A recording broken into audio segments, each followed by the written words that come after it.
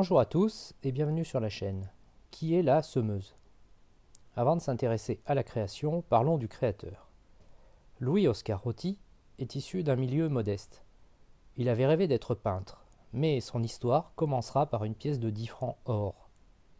En effet, ayant malencontreusement perdu cette pièce, qui devait servir à l'achat du matériel de peinture, il se met à la gravure et ne touchera jamais un pinceau.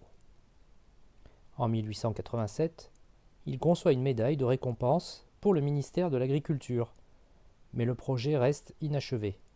8 ans plus tard, Paul Doumer, alors ministre des Finances, choisit Oscar Roty pour la gravure de nouvelles pièces. La mission est de créer, je cite, « une monnaie inédite qui soit en accord avec les idées nouvelles et qui dise quelle conception est la nôtre de la République et du régime républicain ». En cette fin de XIXe siècle, la Troisième République, qui a pris la Marseillaise comme hymne et le 14 juillet comme fête nationale, recherche un emblème.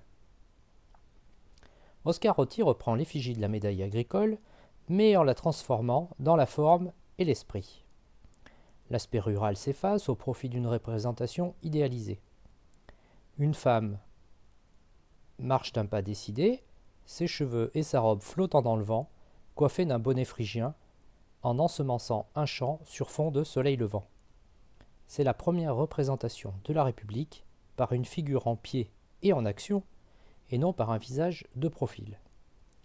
En 1903, elle est adoptée par le timbre-poste, intitulé « La République en marche, semeuse d'idées et soleil levant ».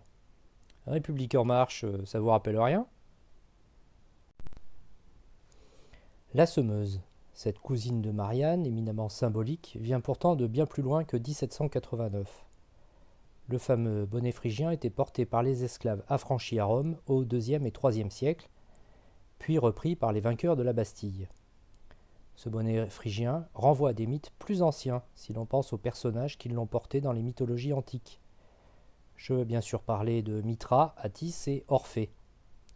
D'ailleurs, Attis est une divinité venant de Phrygie, située à l'est de la Lydie, dont je vous ai déjà parlé dans des précédentes vidéos sur l'invention de la monnaie et sur Crésus.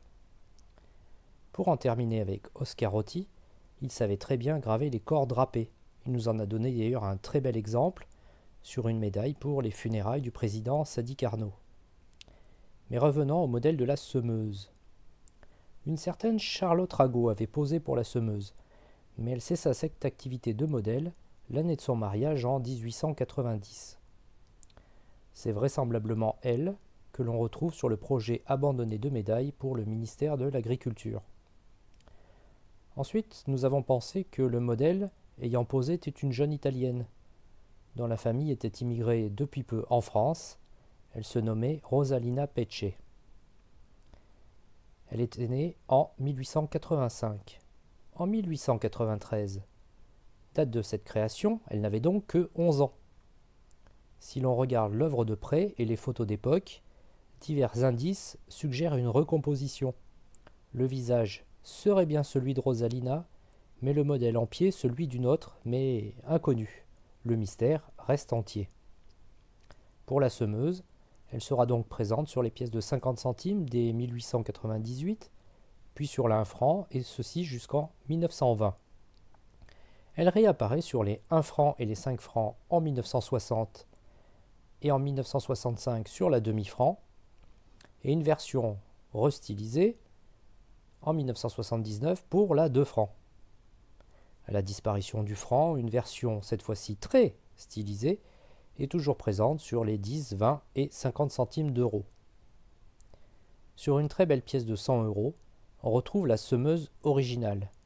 Par contre, une série de 50 à 500 euros la reproduit en mouvement et à mon goût, c'est assez moche, notamment la 100 euros où personnellement, je trouve que le graveur a quelque peu surdimensionné les jambes. Mais bon, je suis pas critique d'art, je me trompe sûrement. Mais s'il avait pris Michel Thor comme modèle, ça serait pas arrivé, parce qu'avec Michel, on peut pas se tromper. Voilà, c'est tout pour cette fois. Merci, et à bientôt pour de nouvelles aventures. Salut!